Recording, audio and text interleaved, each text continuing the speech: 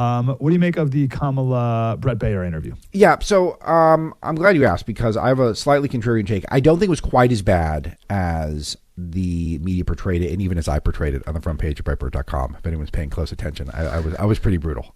But I first of all, just to comment, just to make the point for the record, Baier did very well. I wish he would have pointed out that they can't stop calling Trump Hitler and they're trying to assassinate him, and they call his whole voter base Hitler and Hitlerian and supporting Hitler, because that did annoy me that she was sort of attacking us and he wasn't pointing out that no, it's actually normal people. They're not Nazis who like Trump. But other than that, he was pretty great. His line of questioning was very tough. I thought she was typical. I didn't think she was particularly mad. I think that her game plan is to act like she's the alpha and pivot to her talking points that are pre-approved by her campaign and by David Plouffe, etc. And I thought she did that. I didn't think that she did anything particularly bad. That said, she's so evasive. She answers no questions. She gives us no confidence she can give a meaningful answer to an important question. She is completely schizophrenic. Her record and Tim Walz's record and what she stands for now are sometimes completely unrelated. And Baier kind of kept pointing that out directly and indirectly the whole time. So I don't think it helped her. That's what I'm saying, that it's not one of those narrative-changing events. I don't think it was nearly as bad. Some people saying, it's over on right-wing Twitter. None of that's true, but it certainly didn't help her at all. Yeah, which is what she needed to do. That was the game. Yeah, what did you think? What did you think? That was it. There are 2 points that came across the most that we really hit hard. She kept saying, she said it twice, when she was presented with something she viewed in the past, something she'd said in the past, like not that long ago, and you haven't done it, and now you say this instead. And so what are you going to do? She said, I will follow the law. Yeah. And you're like, oh, that's a major, major cop-out. Right. I can't believe anyone would really not a strong answer. No, I will follow. It's like, okay, but like, do you still think that illegal aliens in prison should get sex change operations or no? That's the weirdest thing I've ever heard. She could have tried to blame that one on Trump. That was a little far-fetched. Yeah. What did you catch her on the Breakfast Club? You know, can I before we go there, just to throw out my favorite line is that she said you have to own what happens in your own administration. And, that's great. She said this trying to dunk on Trump. And when I heard that, I immediately went, wow, that is the worst line she said the whole campaign right there. Boom. Yeah, that was yeah, and that was about, I think that was about that, wasn't it? Wasn't that about sex change operations for illegal aliens in prison? Yeah. And but I will say, you know, and we even highlighted it on the front page of Breitbart that when when Baier asked her, he said he didn't know what she was talking about. And everyone on right wing Twitter was going, "Oh, Baier's dropping the mic." It wasn't real. I actually thought that. I agreed with her. She was talking about that what she represents is moving on from our now 9-year obsession with Donald Trump as a human being, which is overwhelming. And it's overwhelmingly positive for me and for Breitbart. He's the greatest character. I mean, I think of a lot of the people who show up on our front page every day as characters. He's the greatest character I've ever had by a mile. I don't want him to go away. I want him to be around for a long time. But a lot of the country doesn't agree. And that's the point she was saying, is that she represents a pivot from that. And I make this point not to, dunk on some of my peers and to dunk on Bret Baier. I knew exactly what she was saying. She was saying that what I represent as a change candidate is the end of the Trump obsession, and that we can now move on and restore some level of normalcy in American politics where one individual doesn't dominate everything. And that is going to be a very compelling reason to vote for her and not him to some people. To me, it's a terrible reason to vote for her, but I want us to understand where voters are coming from who don't agree with us. And so I totally disagreed with right-wing Twitter getting very excited about that line. Yeah, I think the exhausted line. That's it. She tried to use it in Bret Baier, but she just said the word exhausted, but it kind of got cut off and she didn't finish the sentence. But I think the exhausted line is actually a very compelling argument for a lot of people. And they're leaning into that because I think they thought they killed Trump in 2020. Didn't they think that Trump was done in 2020? Right. They thought that was the end of it.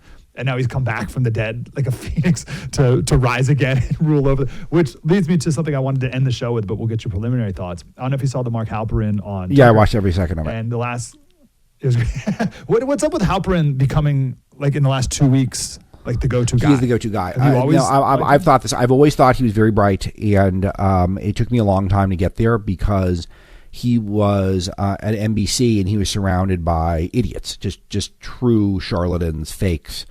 And he always slightly stuck out to me as someone who was a good journalist.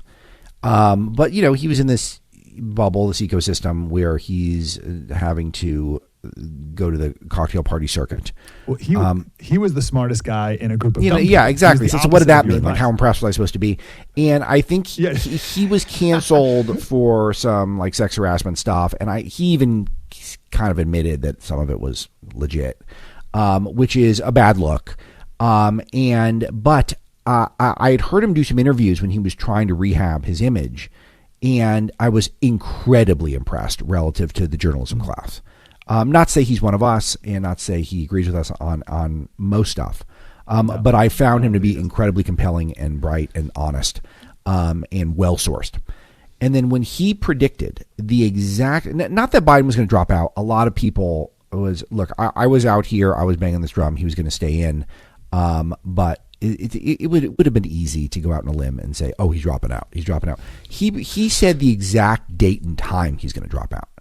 So when he got the exact date and time and nailed it, then I thought, okay, he's networked. He knows what's going on. Someone's telling him really what's going on.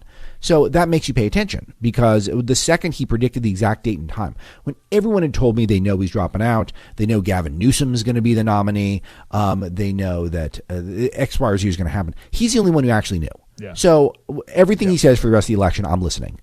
And Okay. and if what stood out in the interview? Yeah. I wanted to bring up the last question about what happens when Trump wins. But what of his assessment of the race currently did you find? Well, I think if you've read Breaking Biden, I think a lot of the conclusions I draw based on connecting dots are actually echoed in the interview, and it's I guess it's somewhat self-promotional, which I don't mean to be. I'm just saying that his worldview ends up being very similar to mine.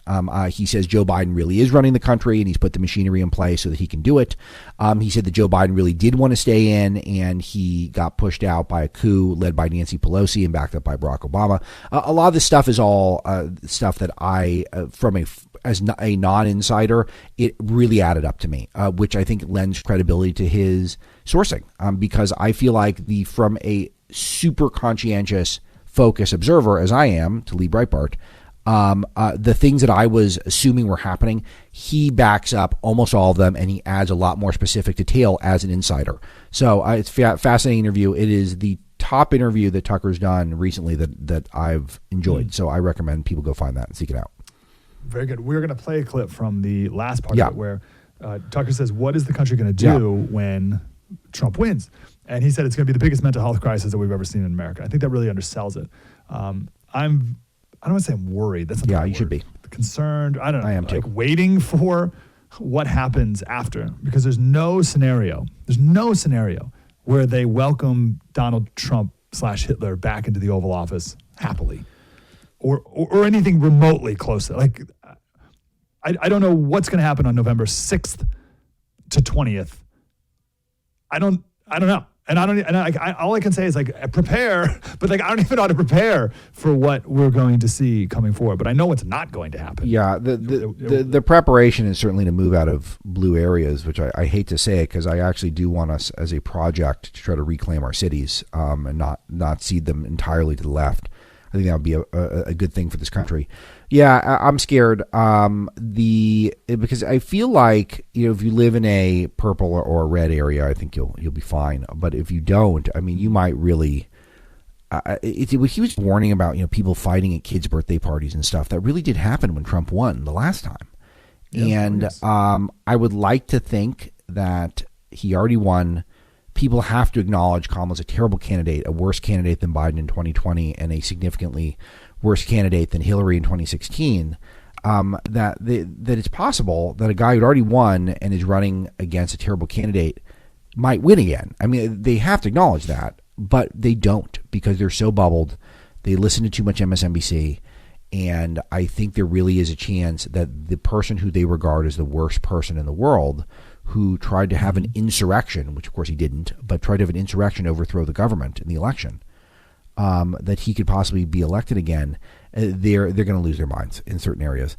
And I am deeply concerned about it for the future of the country. But I'm also hoping Halperin's wrong. I'm hoping he's wrong, and it's not going to be a huge collective mental health breakdown, because people will have logic will have overwhelmed their emotions.